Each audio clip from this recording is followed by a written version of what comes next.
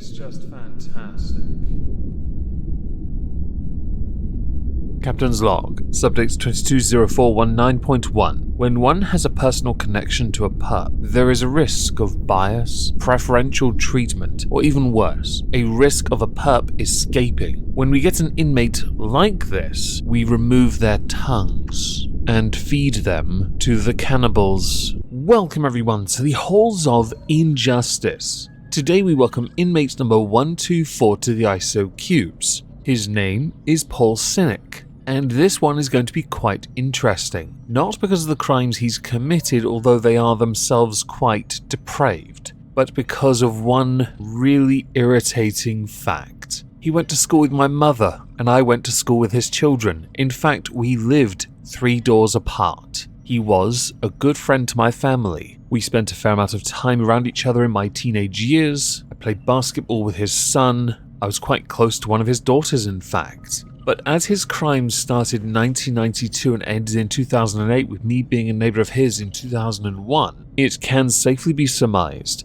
that he was not the person I thought he was even when I knew him. Personal connections can of course cloud one's judgment, but in this case there is going to be no clouding. It just affords me something of a luxury. I know enough about him to be able to provide you with suitable context as to the type of person he was. On the surface anyway. So we shall start with who Paul Sinnick is, the crimes he committed, the charges and the UK law, along with the sentence. So let us now begin with who is Paul Sinnick, aka inmate number 124. Paul Sinnick, aka inmate number 124, is a filthy nonce from the area of Merstham, Surrey. He had, I believed, either 3 or 4 children. He was married to somebody. I'm not going to name all these people, by the way, out of respect for their privacy, but also because I don't think they want to be associated with this filthy nonce. I had believed when I knew him he worked on the railways. He is a very tall, very strong man, quiet, unassuming, but got on very well with a lot of people. He, in his spare time, liked to play basketball with his son, football with groups of people, and partook in production racing at the Banger track in Smallfield, another area where I spent my childhood. I like Smallfield. He was also a fan of boxing. I did in fact watch my very first pay-per-view at his home, watching Prince Nassim Hamed getting his face pasted in by Barrera, along with being a skilled guitar player. He fit in really well with the community. People respected him because he worked hard. He always gave off the impression that he was hardworking, outgoing, friendly, relaxed, calm. However,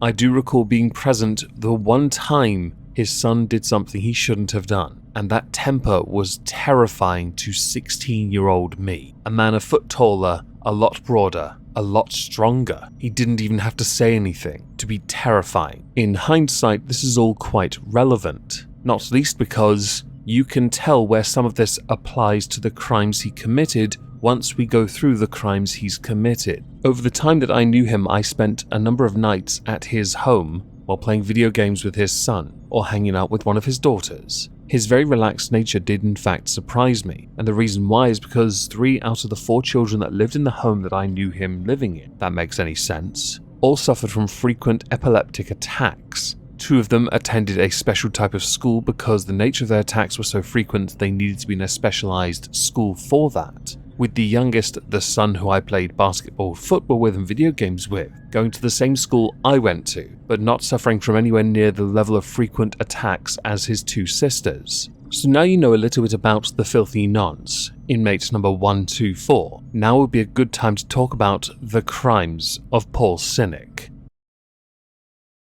The crimes that Paul Sinnick was charged with go back to 1992. At the time, he would have been 29 or 30 years old, and stopped in 2008. It wasn't until 2017 that he finally faced justice for the crimes he committed. So how did Paul Sinnick manage to go unnoticed for all that time? There are known 4 victims. Those 4 victims age range between 3.5 years old all the way up to mid-teens. And the way he managed it was through intimidation. Let's not forget here, this man back then, in the prime of his life, was a terrifying man. He used intimidation to force his victims into silence. That is his main tactic. The issue when we talk about the crimes, though, is there isn't too much information going into detail as to what he did, but we do have a whole list of charges for each individual victim, with the one prevailing theme being his threat of dire consequences if any of them ever came forward. Understandably, now much older,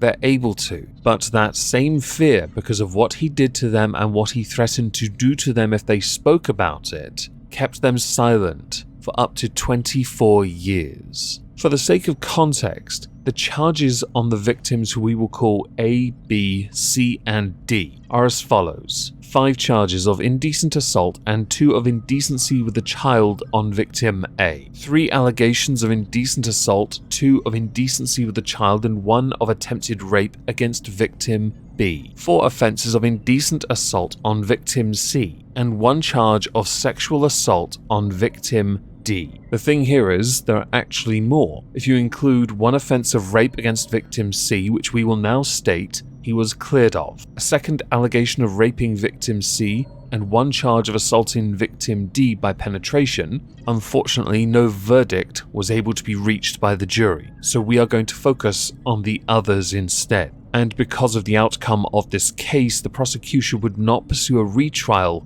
on the 2 unresolved counts. That should give you a sufficient enough scope as to the severity of these crimes. Granted, we all here appreciate context, but it is very limited, and there wasn't much in the way of reporting of this crime when it happened, and when he was sent down, which does disappoint me quite a bit, because people like Paul Sinnick should be put on blast. So now I want to go through the charges and the law related to them. In total, there are 12 counts of indecent assault. Indecent assault is defined as sexual assault that does not involve rape. Also as unwanted sexual contact. Anything physical that could be construed in a sexual way that has been undertaken without the victim's consent can also be considered indecent assault. So this could include kissing without consent, touching a part of the body of another person in a sexual manner without consent, interacting with them physically in any other way to which they did not consent, along with assaulting them by penetration with a foreign object. Additionally, indecent assault can also include making the victim watch sexual activity against their will, along with engaging in sexual activity with a vulnerable person or one who is unable to legally give their consent. For the 4 counts of indecency with a child, we go to the Indecency with Children Act of 1960. Indecency conduct towards young child. 1. Any person who commits an act of gross indecency with or towards a child under the age of 14, or who incites a child under that age to such an act with him or another, shall be liable on conviction on indictment to imprisonment for a term not exceeding 2 years.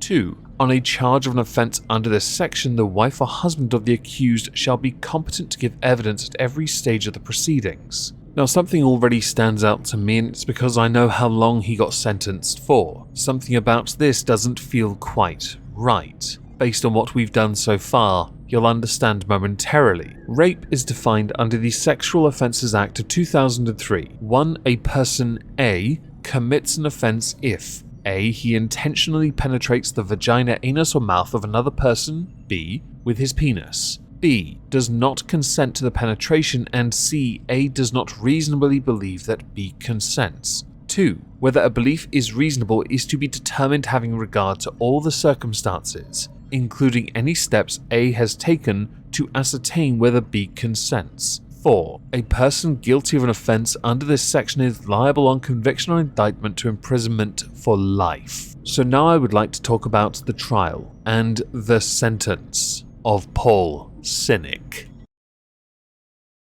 During the 2-week trial, Paul Sinnick pled not guilty to each and every single charge, declaring them lies, adding that he was reluctant to be left alone in the room with any young girl in case he was ever accused. During that same trial, victim impact statements were handed to the judge, which showed all 4 girls had suffered psychological scars as a result of what they had been put through. One of them had taken to cutting herself in acts of self-harm, which was then disclosed by the judge. During one of these horrendous incidents, while Paul Sinnick was molesting one of these girls, he was punching himself in the face in disgust, describing himself as a dirty fucking bastard, which did not at any point stop him from continuing with what he was doing. After a 2-week trial at the Guildford Crown Court, Paul Sinnick, inmate number 124, was found guilty of all the charges I earlier read to you, with the obvious exception being him being found not guilty of 1 count of rape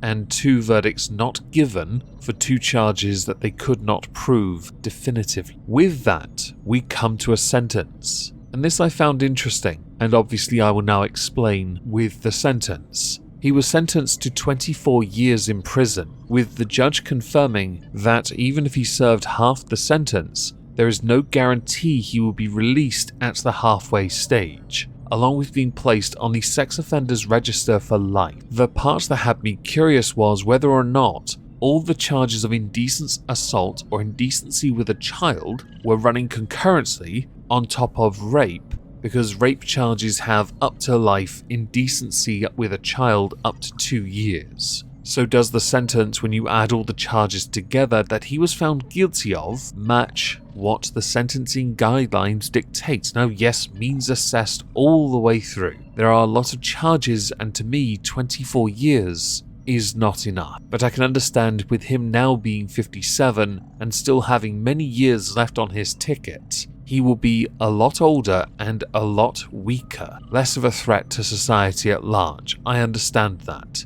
But when it comes to crimes like this, my view is always life, without the possibility of parole, because we cannot take the risk. So as we are done with this, I would love to know what you all think. Please do let me know in the comments down below. I hope you all have a fantastic day, except for that filthy nonce, and thank you all very much for listening. Ta-ta.